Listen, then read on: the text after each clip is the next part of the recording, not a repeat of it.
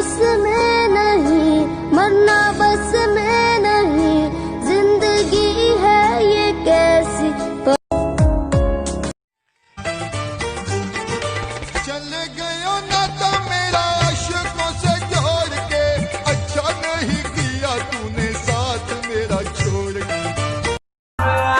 आगे लहैया हाथ तोहार रोई बैठी कोना में, आगे लहैया हाथ तोहार रोई बैठी कोना में, तोरा के भूला आँख भर आई है,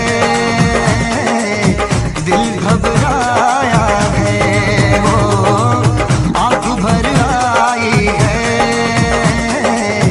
दिल घबराया है,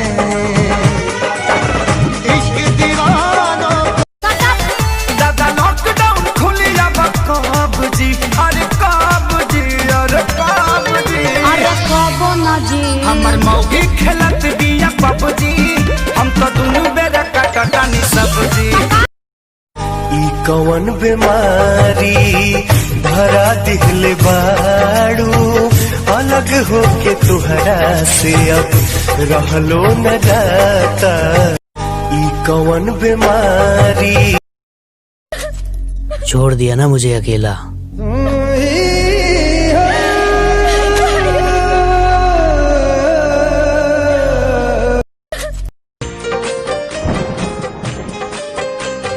तेरी बेवफाई को भुला ना सकेंगे, चाहे भी तो कभी मुस्कुरा ना सकेंगे, तुझको तो मिल गया यार अपना।